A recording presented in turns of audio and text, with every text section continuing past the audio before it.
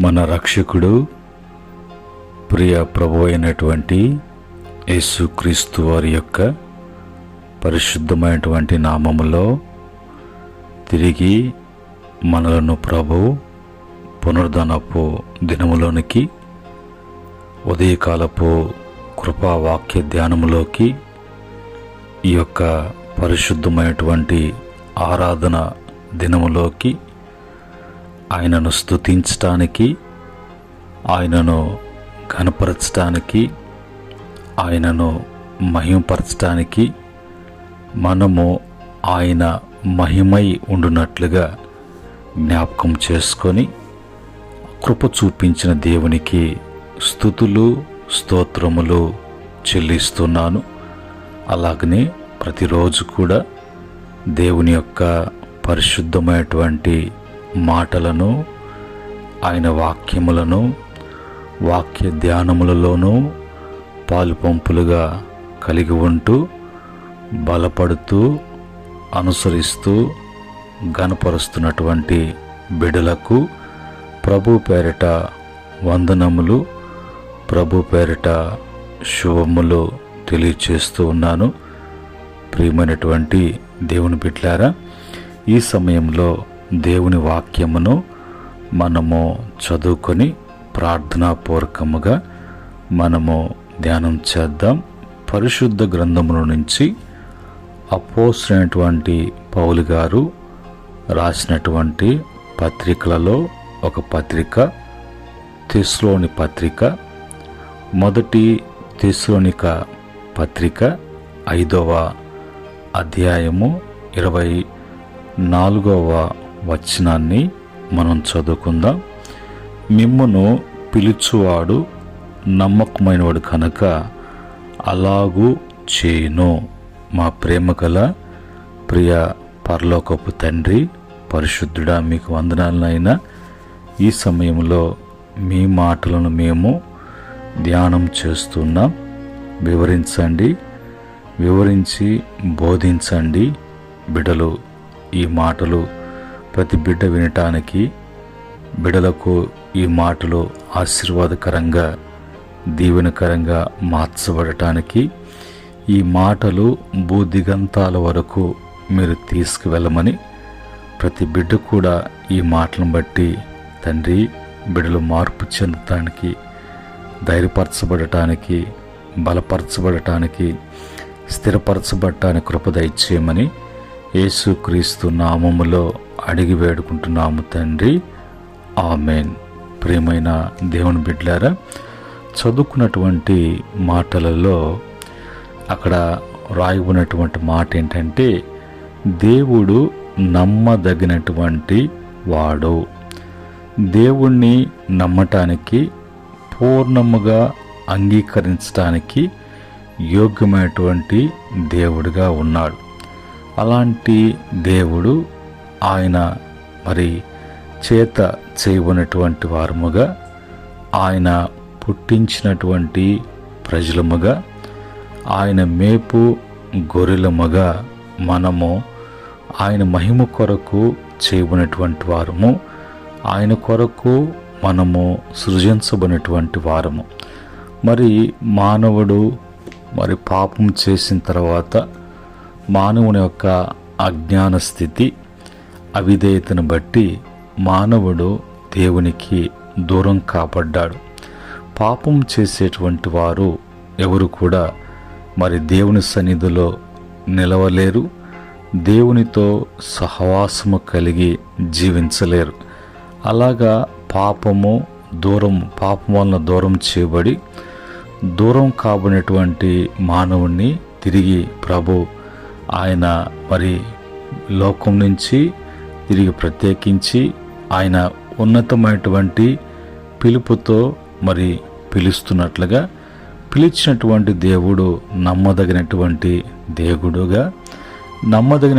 దేవుడు ఆయన అలాగూ చేయును అనే మాటకి ఏంటి అలాగ చేయును అని మనం చూసినట్లయితే, మొదటి తెస్సలోనిక పత్రిక 5వ అధ్యాయము 23వ వచనములో ఇక్కడ ఈ విధంగా రాయబడినటువంటి మాటలుగా ఉన్నాయి. సమాధానకర్తయగు దేవుడే మిమ్మును సంపూర్ణముగా పరిశుద్ధపరచునుగాక, మీ ఆత్మయు మీ జీవమును శరీరమును మన ప్రభువైన యేసుక్రీస్తు రాకడయందు నిందారహితముగాను సంపూర్ణంగాను ఉండునట్లు కాపాడునుగాక అని అంటాడు. మన దేవుడు ఆయన సమాధానకర్తయగు దేవుడు. ఆయన మనల్ని ఆయన సంపూర్ణముగా పరిశుద్ధపరిచి మరి మనలను మరి మన ఆత్మయు మన జీవము మన శరీరము మన ప్రభు అయిన యేసుక్రీస్తు ఆయన రెండవ రాకడకు ఆయన రానై ఉండగా మనమంతా కూడా మన ఆత్మ కానీ మన జీవము కానీ మన శరీరం కానీ నింద అనేది లేకుండా మనల్ని పరిశుద్ధపరిచి మనల్ని సంపూర్ణంగా మరి ఉండుటకు ఆయన కాపాడుటకు అలాగూ చేయును. అలాగ చేయటానికి, అలాగా నిలబెట్టడానికి, అలాగా మనము సిద్ధపడి ప్రభు యొద్దకు పోవటానికి ఆయన పిలుచుచున్నాడు. కనుక పిలిచినటువంటి దేవుడు అందుకొరకు నిన్ను పిలుచుచున్నాడు. అందుకొరకు లోకంలో నుంచి నిన్ను ప్రత్యేకించుచున్నాడు. కనుక ఆ దేవుడు చేసేటువంటి ప్రతి కార్యము, దేవుని వల్ల జరిగేటువంటి ప్రతిదీ కూడా అది మన జీవితాలలో ఆయన చేస్తున్న ప్రతిదీ కూడా నమ్మదగినటువంటిదిగా, నమ్ముటకు పూర్ణ అంగీకారమునకు అది యోగ్యమై ఉన్నట్లుగా మనం లేఖనం ద్వారా మనకు తెలియచేయబడుతున్నది. పరిశుద్ధాత్ముడే మనకు బోధిస్తూ ఉన్నాడు. అయితే ఈరోజు దేవుడు మనల్ని ఎందుకు పిలిచారు, పిలువటంలో కారణము ఏంటి, ఆ పిలిచినటువంటి పిలుపులో ఉన్నటువంటి మరి ఆ యొక్క భావం ఏంటి, ఎన్ని విధాలుగా మనము ఆయన పిలుపులో మనము సిద్ధపడాలి, ఆ సిద్ధపాటులో ప్రభు యొక్క మరి రెండవ రాకడలో ఏ విధముగా ప్రభు యొద్దకు మనము చేర్చబడతాం. అలాగ చేర్చబడాలంటే దేవుని పిలుపు అనేది మనకు ఎంత ప్రాముఖ్యమైనటువంటి పిలుపుగా మనం స్వీకరించాలి, అంగీకరించాలి, లోబడాలి, అనుసరించాలి అనేది లేఖనములోకి వెళ్ళి అందులో ఏమని మనకు తెలియచేయబడుతున్నదో అది మనము తెలుసుకొని అందును బట్టి మనము జాగ్రత్త కలిగి ఉండటానికి ప్రభు యొక్క సహాయం కొరకు ప్రభు సన్నిధిలో మనము వాక్యానుసారంగా మనం బలపడటానికి, స్థిరపడటానికి దేవుని యొక్క ఆత్మ సహాయము మనకు అందించునుగాక. ప్రియమైన దేవుని బిడ్డలారా, దేవుడు మనల్ని ఎందుకు పిలిచాడు అనేటువంటి మరి ప్రశ్నకు బైబిల్లో మరి మనకు ఇలాగ స్పష్టంగా సమాధానాలు ఉన్నాయి. ఏంటి? చాలా స్పష్టంగా సమాధానాలు మనకు ఉన్నాయి. ఏంటి అంటే, మొదటిగా దేవుడు పిలిచినటువంటి, ఎందుకు పిలిచాడు, వై గాడ్ కాల్డ్ హజ్, ఎందుకు పిలిచాడు? మొదటిగా తన మహిమ కొరకు, ఫర్ హిజ్ గ్లోరీ కొరకు. యెషయా గ్రంథము 43వ అధ్యాయము 7వ వచనములో ఉన్నటువంటి మాట ప్రకారంగా, నా మహిమ నిమిత్తము నేను సృజించిన వారిని, నా నామము పెట్టబడినటువంటి వారినందరినీ తెప్పించుము, నేను వారిని కలుగు చేసి తిని, వారిని పుట్టించిన వాడును నేనే. దేవుడు సృజించినటువంటి వారికి ఆయన నామం పెట్టబడిన వారందరూ కూడా దేవుడు కలుగు చేసినటువంటి వాడు, దేవుడు మరి పుట్టించిన వాడు ఆయనే ఇవన్నీ చేసినటువంటి వారుగా ఉన్నారు. కనుక మరి ఆయన ఎందుకు చేశారు అంటే, ఆయన మహిమ కొరకు. మరి ఆయనకు గౌరవము కొరకు, ఆయన ఘనపరచబడటానికి కొరకు, మన ద్వారా ఆయన నామం ప్రచురపరచబడటానికి కొరకు, మనల్ని బట్టి అన్ని విషయములలో ఆయనకు దేవుడని, ఆయన యొక్క శక్తి సామర్థ్యాలు ఎంత గొప్పవో, ఆయన ప్రభావం ఎలాంటిదో, ఆయన ఎలాంటి దేవుడో అనుటకు తెలియపరచడానికి ఆయన మహిమ కొరకు మనము మరి పిలువబడ్డాం.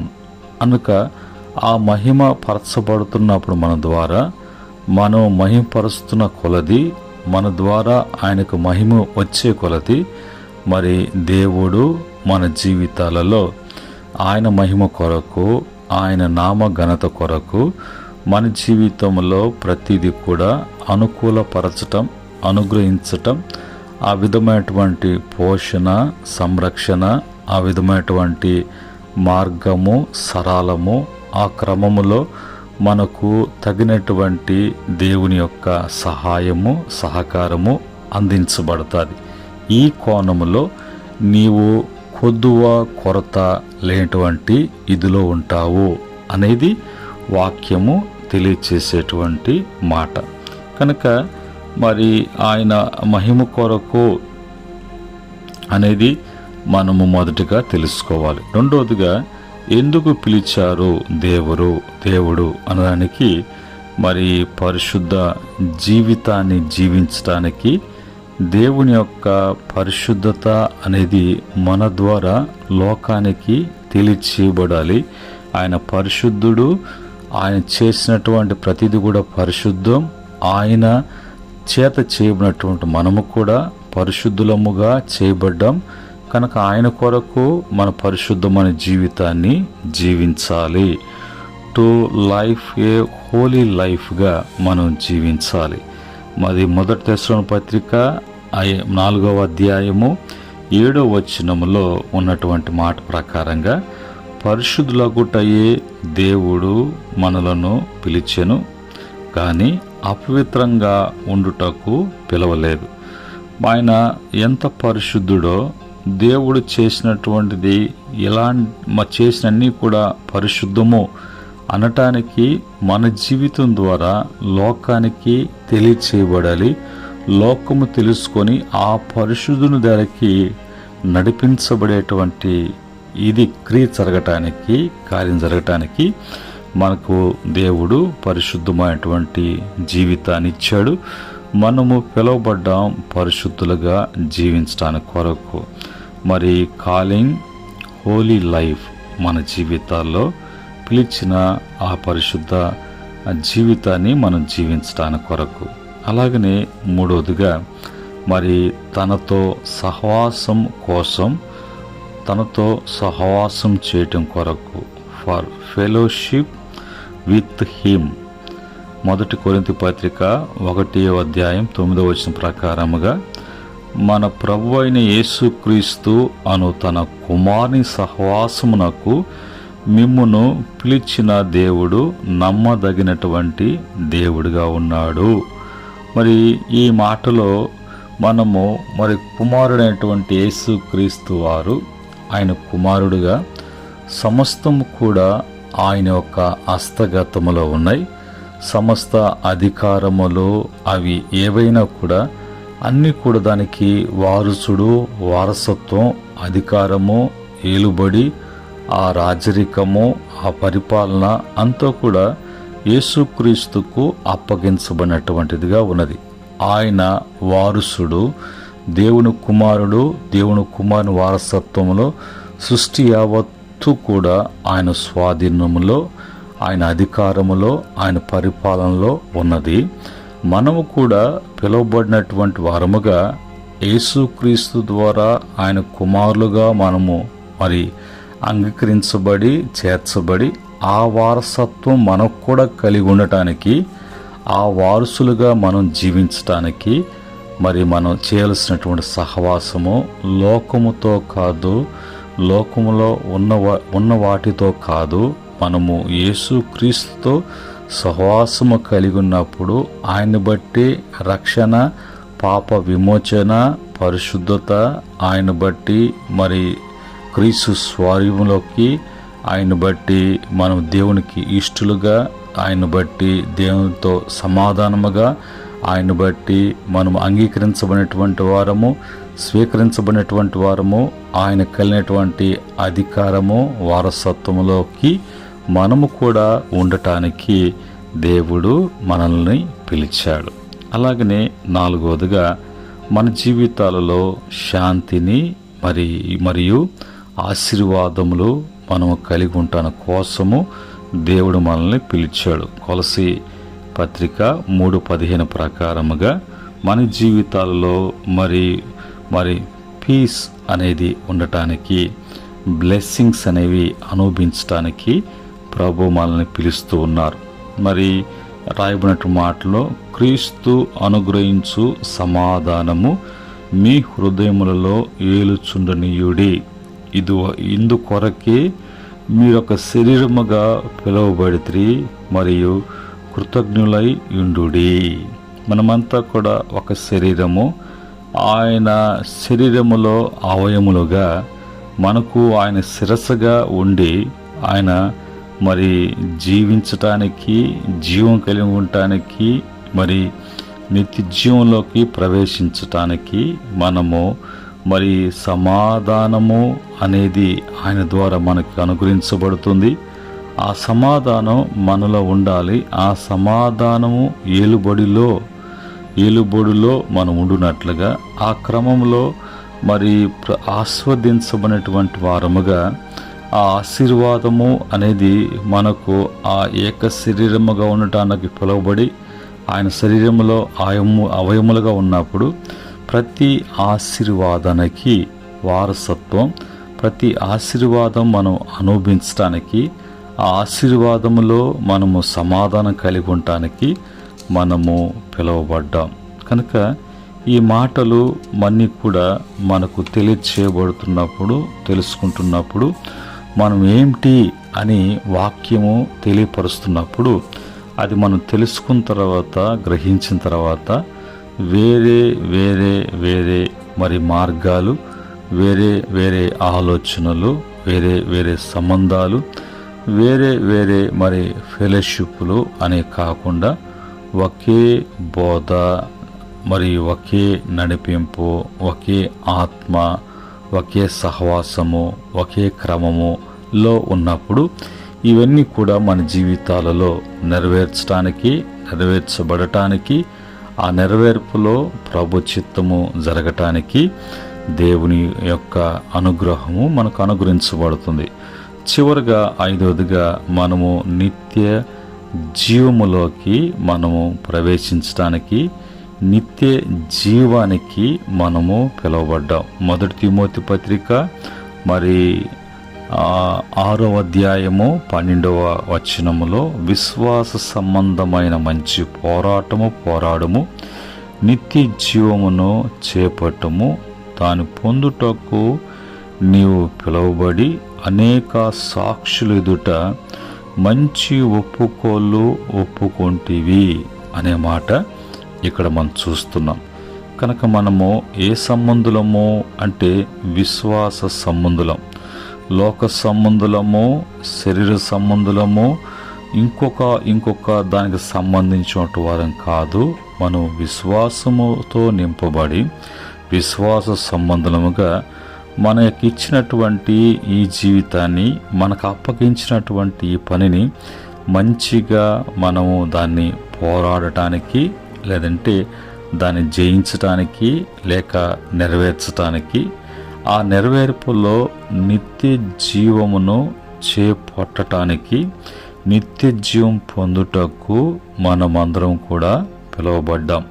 కనుక మనము అనేకుల ఎదుట మనము మంచి సాక్ష్యము, మంచి ఒప్పుకోలుతో మనము ఒప్పుకోలు కలిగినటువంటి వారంగా, ప్రభువుని మనము ఘనపరిచేటువంటి వారముగా, మహిమపరిచేటువంటి వారంగా, ఆయనతో సహవాసం కలిగినటువంటి వారంగా ఒక పరిశుద్ధమైన జీవితాన్ని జీవించడానికి, మన జీవితంలో శాంతిని, మరి సమాధానాన్ని, దేవుని ఆశీర్వాదములో మనం వర్ధిల్లటానికి దేవుడు మనలను పిలిచారని, ఆ పిలిచినటువంటి పిలుపుని నిర్లక్ష్యము చేయక, పెడచెవును పెట్టక, ఆ పిలుపుకు లోబడి మనము ఆయన యొక్క పాద సన్నిధికి చేరేటువంటి వారంగా, చేర్చబడినటువంటి వారంగా చేరి ఉండునట్లుగా మనకు ప్రభు మాటలు తెలియచేస్తున్నప్పుడు ఈ 5 అనుభవాలు